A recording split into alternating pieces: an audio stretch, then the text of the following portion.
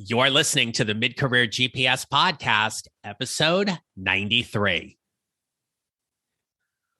Over the weekend, I was watching an episode of Shark Tank.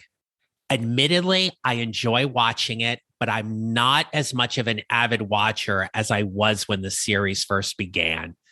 If you haven't seen it, it's the show where entrepreneurs come to pitch their products to a group of wealthy investors.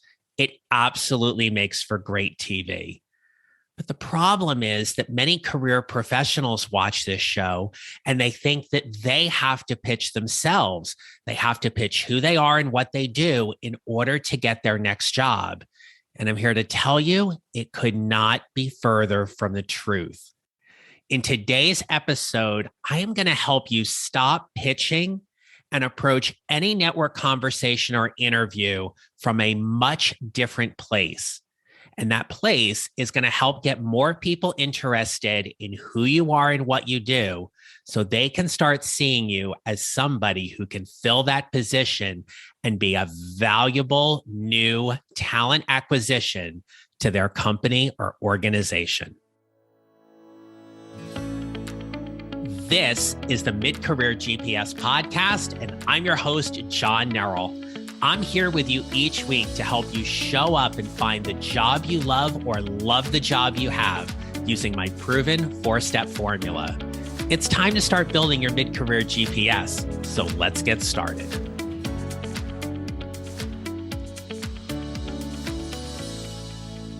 Hello, my friends. Welcome back to the podcast. If you are listening to this episode when it dropped on Tuesday, April 5th, I want you to know that today is my birthday. I am turning 53 and am so blessed and happy to get to do the work I do each and every day. It is one of the things I love about being a coach is I get to help people figure out whatever is next for their careers. And it's why I love doing this podcast. So whether you listen to it when it drops or you're catching this weeks or months down the road, I am so glad you are a part of this podcast community and listening to these episodes and letting me just be a part of helping you figure out whichever direction you are trying to take in your career. So to help me celebrate my birthday, I'm doing two things. First, for the month of April, I have dropped the prices on my two books on Amazon. If you go to Amazon and search for either of my books, Show Up, 6 Strategies to Lead a More Energetic and Impactful Career, or Your Mid-Career GPS, 4 Steps to Figuring Out What's Next, I have price dropped for the month of April. So literally for a cup of coffee or two, in some cases, even less than a cup of coffee, you can get a copy of my book and let that help you along your leadership and career journey. Even if you just add it to your summer reading list, now is a great time to figure out what kind of books you want to read. And if I am part of that, I am sincerely and deeply honored. So go to Amazon, check out those books for the reduced price for the month of April. And secondly, I am gifting you today one of the most favorite things I get to do with my one-on-one clients. And that is helping them create their unique professional value statement. I am going to walk you through that in this episode that is absolutely going to transform the way that you network or you interview. This gets my clients incredible results, and I want you to learn this as well. So, as I talked about at the beginning, there is this common notion that as career professionals, we have to pitch. We have to pitch who we are. We need to have that elevator pitch. You've got 15 seconds, go. And what I know is that for our many heart-centered leaders and professionals, they struggle with this. The idea of pitching where they have to talk about themselves and why you need them and why you want them in your organization causes a lot of mind drama for them because they feel like talking about themselves doesn't seem very authentic or genuine in the way that they're taught to pitch. When we pitch, we're coming from a place of want or need. in referencing the Shark Tank example at the beginning of the episode, those entrepreneurs that come into the Shark Tank, they want something. They want a shark to invest in their business and help them grow and scale their business.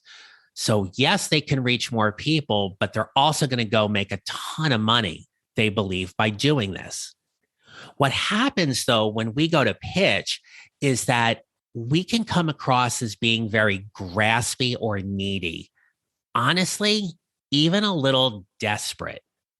And you and I both know that when we are in this space of energy where somebody is feeling a little needy or desperate, it's very easy for us to get turned off.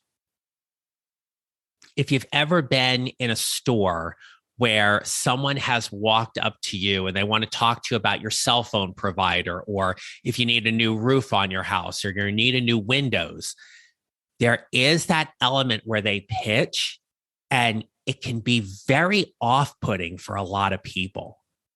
Now, I always try to approach those situations with a lot of kindness because that person is doing a job and they're doing their best, and they're going to talk to a lot of people that day, and hopefully they're going to get a sale or two.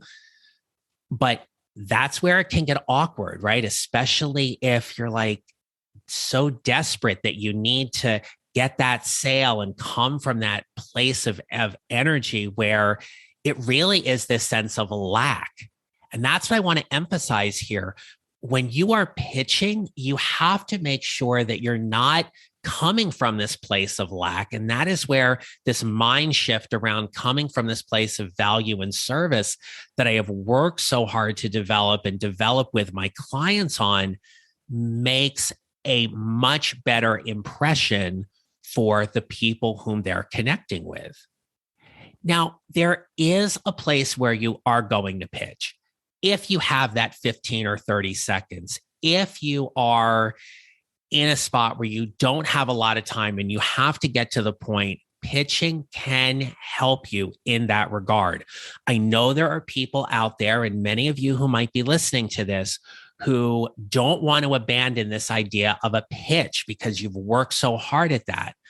So what I want to offer you here is there is a way to compartmentalize the components of the pitch, because that is that place where you're in and you find it very helpful.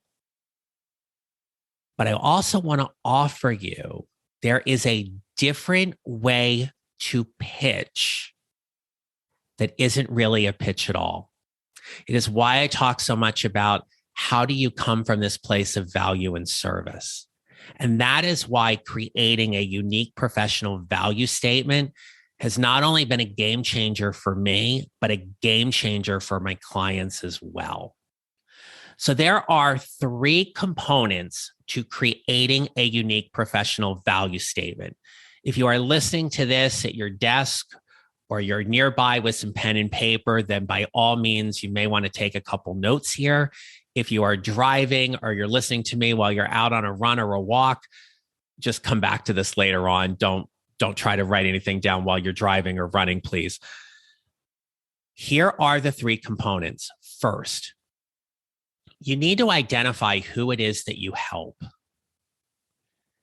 Many times, heart-centered leaders and professionals, when they are looking for a new job, want to help everybody, or they want to impact the larger organization. And that is impossible. You can have an impact in a small component of that organization or to a specific population that will ripple effect out, but you can't help everyone. So the clearer you can be with who it is that you help, the better your unique professional value statement can be. For example, you may want to help medical professionals. Well, what type? Are you helping surgeons, general practitioners, registered nurses, anesthesiologists? Who are you specifically helping? Now, at the beginning of my podcast, you always hear me mention that I help mid-career professionals. For a podcast introduction, that works very, very well. But when I am talking to people or I am talking to an audience, if I'm doing a keynote or a workshop or we're doing something around my books, I will fine tune that unique professional value statement to go even further. I will say something like, I help mid-career professionals who are feeling undervalued and underutilized. I put a descriptor in there that makes it even more specific to them. Maybe you're somebody who helps businesses, be it with their efficiency or their quality control. Maybe you help them with their financials. Well, what kind of businesses do you help? Do you help small businesses, medium-sized businesses, large businesses? Are you B2B? Are you B2C? Business to consumer? Business to business? The more specific you can be with who you help, the better your unique professional value statement is. So what I would suggest is that you, as you are starting to write your unique professional value statement, get more specific as you go back and write it. You start off with a group, and then there's some kind of descriptor for that group. Now, the second question you're going to answer is, what do you help them do specifically? Here, this is where I implement one of my Show Up 6 strategies, which is using your genius, which is that thing that you do better than anybody else. Think of it as your secret sauce or your superpower, but it is that thing that you are going to do to help that specific group you've identified very specifically. So going back to my introduction, you hear me say that I help mid-career professionals show up to find a job they love or love the job they have. I help them do that by using my proven 4-step formula. That is about building their mid-career GPS. When you think about what you're helping them do specifically, this is where the networking conversation or the interview can go sideways. Here's an example. Let's say that you're interviewing for a managerial or senior managerial type role, and you get asked that question about, what's your strength as a manager, or why should we hire you? And you say something like, well, you hire me because I'm really good at communication. Yeah, everybody should be really good at communication. You have told the hiring manager nothing about why you're a great communicator. Now, if you were to say something like, I know that one of the common leadership skills is about communication, but where I excel and where I can help you is I can help you manage those difficult conversations that need to be had with team members, and to do it professionally and gracefully, so we are always moving towards improvement. The more specific you can be about that skill, trait, quality that you bring to the workplace, that ties into your value. Because let's face it, if someone's looking to hire you, the more valuable you are to them is solely based on the need you are going to fill within that organization. I have this thing about project managers. Now, I have worked with a number of project managers. I have served them as their coach. I love working with project managers. Here's the thing I love about project managers. I have never, ever in my life or career met a mediocre project manager. You're either really good or you suck. There's just no other way. I'm sorry. There is just no other way around it. An exceptional project manager does things that make them stand out and lead the project, improve the processes, increase quality, get the project in on time, under budget, and they move everybody along while developing that entire team as they do it. If that is you, I need you to figure out exactly what that thing is that allows you to do the job so exceptionally that any company or organization on this planet would want you as their PM. This is where creating that unique professional value statement gets difficult. And that's okay. It's not designed to be an easy exercise. What do you help them do specifically? Now, the third piece here is something which you may or may not share in how you initially communicate your unique professional value statement. And the third question is, why is this work important to you? There is something that intrinsically drives you because you are called to do the work you are doing. Maybe you've been mistreated in the workplace where you didn't get the support you needed. Maybe you have always wanted to bring a people-centered focus to organizations because you saw too many people left out.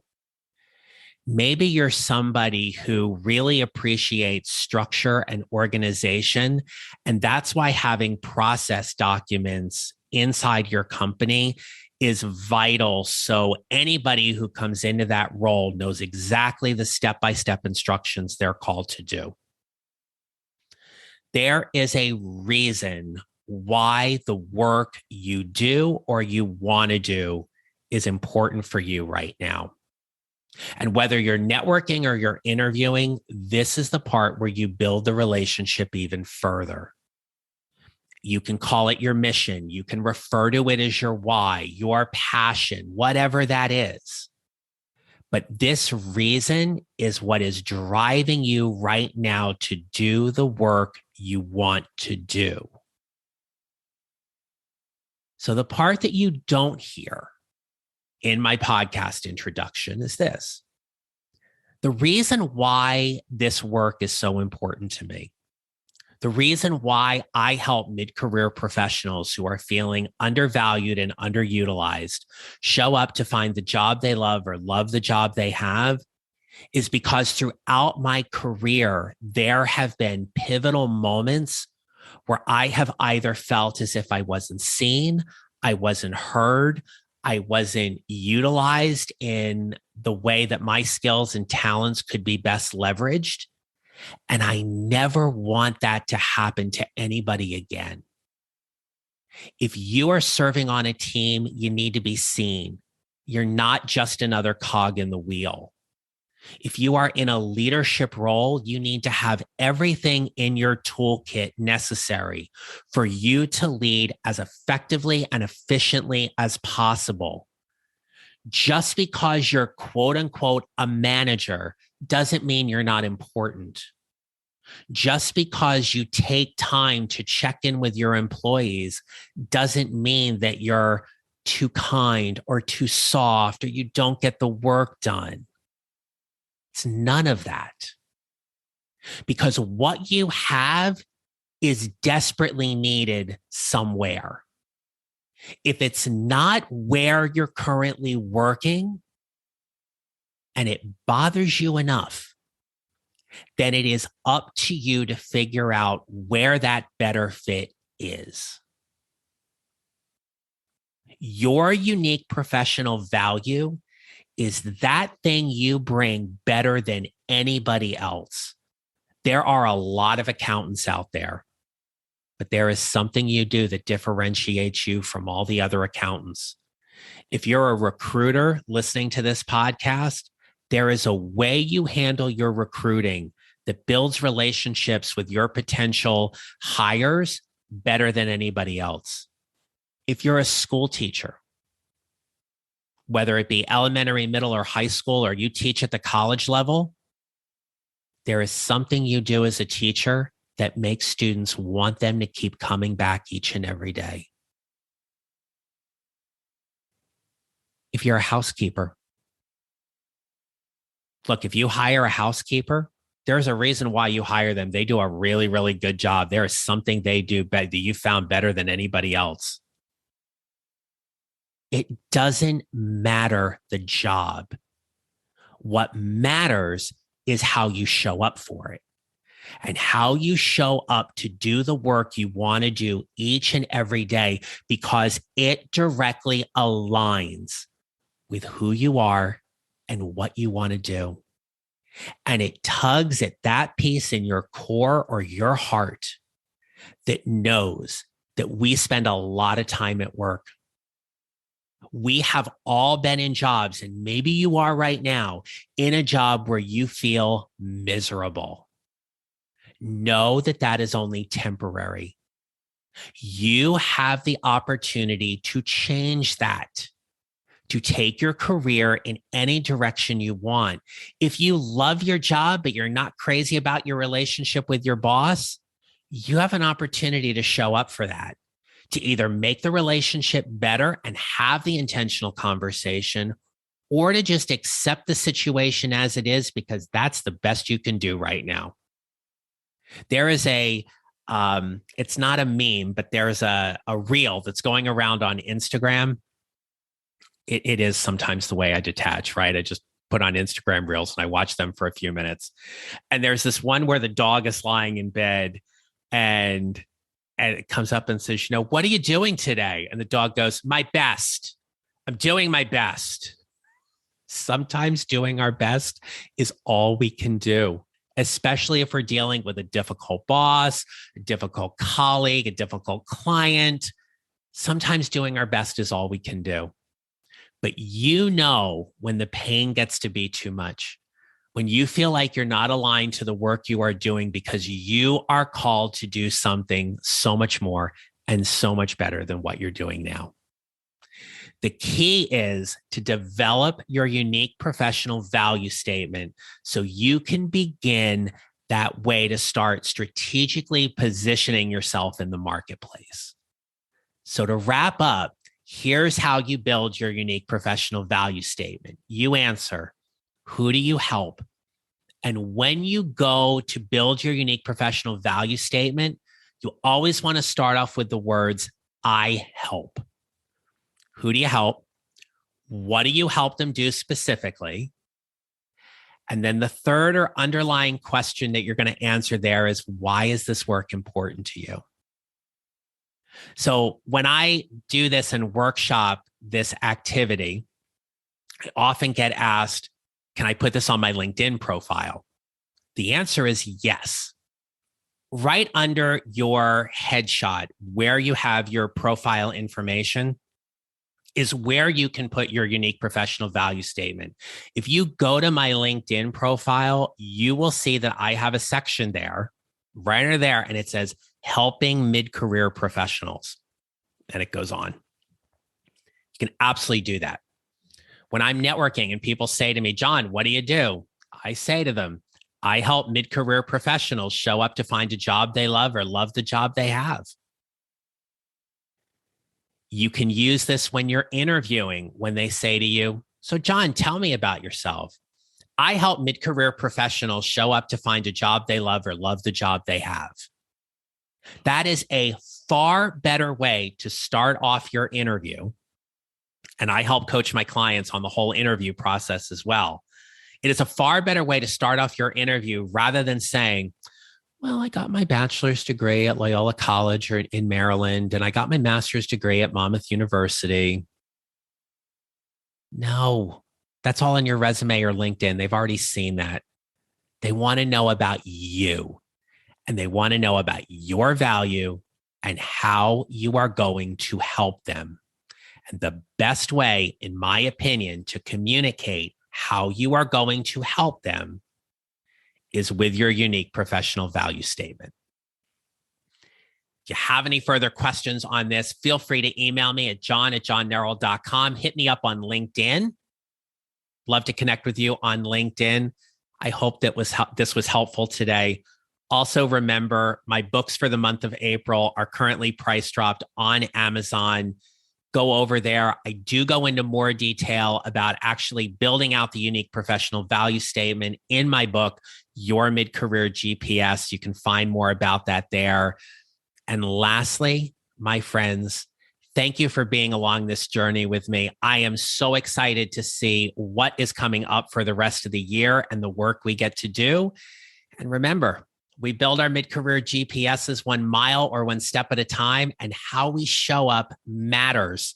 Make it a great rest of your day.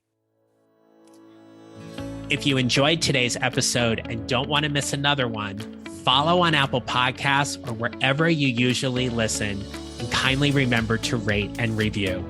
Visit johnneral.com to download your free job search tracker and other free mid-career GPS resources right there on my homepage so you can start building your mid-career GPS. Come join my private Facebook group at Your Mid-Career GPS and join an amazing community of people like you who are all working to figure out whatever is next for themselves and their careers. And don't forget to connect with me on LinkedIn and follow me on social at John Neral Coaching. I'll see you next time.